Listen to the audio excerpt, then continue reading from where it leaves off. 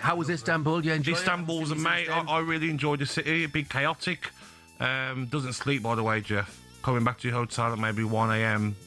Everywhere rammed. All the shisha bars and restaurants, all very rammed. But the Villa fans had the time of their lives. So many kids there. So many father and sons, partners together. It was an amazing experience and something that I think Villa fans want to see more of. Yeah. You get a bit greedy, Jeff, when you win something. You're like, I want that next season. Well, why Same not? again. I mean, to say it was comprehensive is an understatement. Yes. You know, and look, I mean, Freiburg weren't great, but that didn't matter. You just got to beat what was put in front of you, and they did it so easily. It was easy, but it was organised, Jeff. They didn't go man for man and fly forward from the first whistle and disrespect Freiburg. They were organised defensively, but there's big teams in the competition. FC Porto were very good against Forest, unlucky to go out. You had Roma in there as well. Villa are on that harder side as well. So people that say it's a lot easier now, it is easier without the Champions League teams in it, but there's still some big teams in it. Lyon are a decent side as well. So I'm sure Roma, Lyon and Porto, all Forest in the final would have been a lot tougher than Freiburg. Yeah. It was to see how Bournemouth and Sunderland doing it next season. How amazing for their fans, though, Jeff. Oh, for both of them. Bournemouth fans must be thinking does Bournemouth airport fly to certain places? They're going to have to... it does. Bournemouth Airport's very good, mate. Goes like a private one, isn't it? A lot of places. Nice and small. I mean, it's nice and small. It's small, but you get plenty of different places. Yes, lovely. It was quite interesting. Saw a text about Sunderland getting in there and Sunderland supporters saying, Newcastle, can we borrow your airport? Because a lot of the time they're going to have to fly from Newcastle Airport to get themselves out to their various destinations. It's a dream, isn't it, Jeff? It's a dream for a fan. It's a dream for a fan. I mean, if you're Sunderland, you're thinking, wow, we got promoted last season. Even looking at Italy, Como getting promoted, and then they're in the Champions League now. Yeah. So many fantastic stories across Europe. But Sunderland fans and Bournemouth fans must be thinking, I hope we get some big ties. Amazing for them. Yeah. And by contrast, of course, if you looked at Italy, Milan only in the Europa League, missing out on the Champions League. So imagine that, Jeff. Imagine Milan playing Bournemouth going to Milan, or Sunderland going to Milan next season. Honestly, it's an amazing story. And teams like Chelsea, their fans, I can hear, we're so happy we're not in the Conference League. We're so happy that we're only going to have one game a week. It's a bit embarrassing to hear that from Chelsea fans. But Sunderland, Bournemouth, and even Brighton, Conference League. Yeah. I'm sure they will do some good business in the summer. They'll probably be favourites as well for the Conference League. Yeah. Oh, yeah. I mean, they've got every chance of winning that, provided they don't play like they did yesterday. I know. It's weird, wasn't it? Oh, yes. So, final day of the Premier League then. And, of course, the big headline, West Ham's 14-year stay in the top flight came to an end as Spurs got the win they needed against Everton to stay up. I mean, Everton were awful, let's be brutally honest about it. But Spurs did what they needed to do. Is there an argument that West Ham are a little bit unfortunate in the sense that 39 points has been enough to stay up every year since 2011? It's incredible, isn't it? But did they do enough this season to stay in the Premier League? I don't think they did. Jeff, managerial problems, defensive problems. Yes, Mavropanos got better throughout the season. Disasi coming in was okay, but going forward, no player, Jeff, got double figures.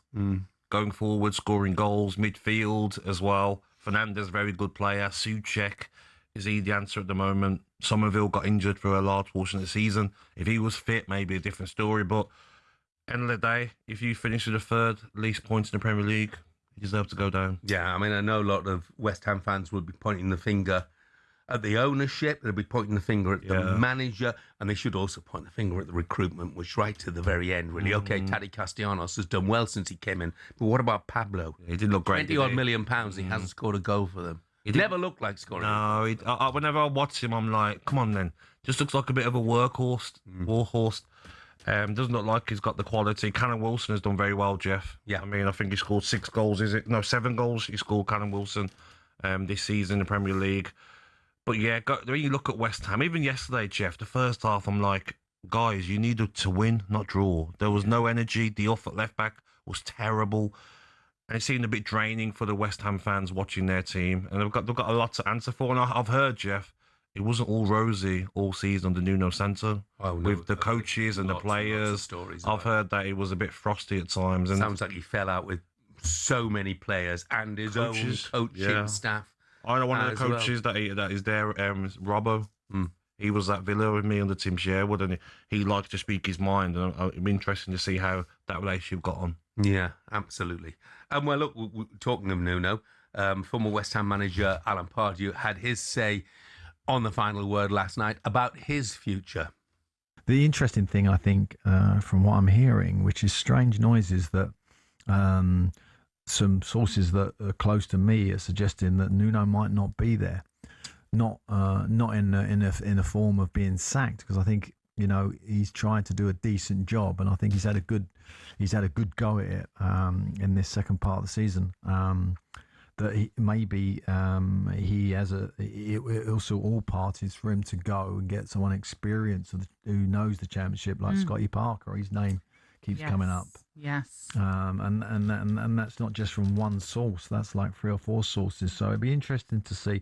I was interested to see what Nuno said today. Actually, I can't imagine he would give anything away, but interesting times at West Ham in terms of how they're going to play out what is a very difficult agenda.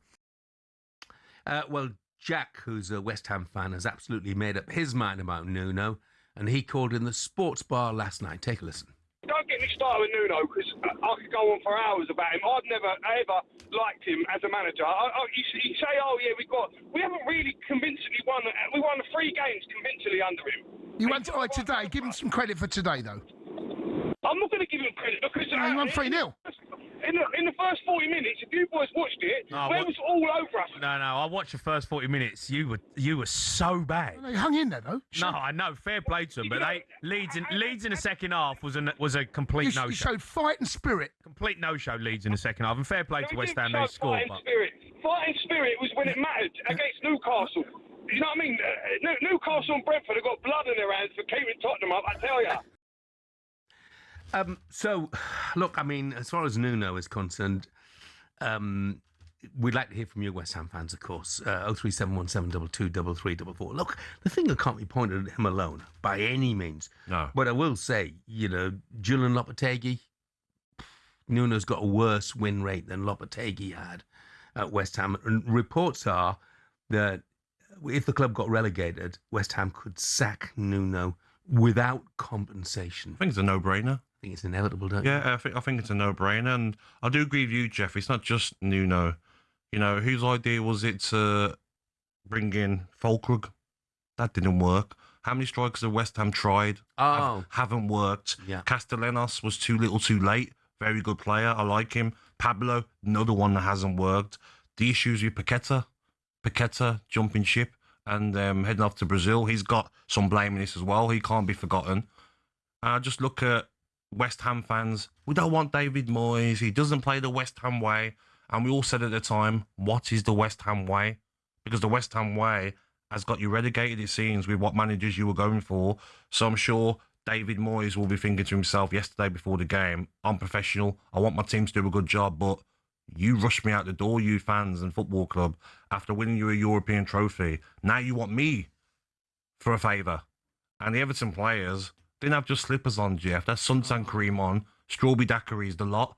They were never, ever, ever looking like they were going to do a favour. All the players, NGI, Barry, Dewsbury Hall, all of them were poor watching the game. It was a comfortable, easy win for Spurs. It was. Everton never really threatened at all during the entire course of the game. So what happens next to West Ham? Championship next season. I wonder if West Ham fans expect that they will roll over the rest of the teams in the Championship, and who will be on the books at West Ham? Who are they going to lose during the course of the summer? Despair in East London, but up the road at Tottenham, there was rejoicing. Yep, consecutive 17th place finishes. Something to celebrate.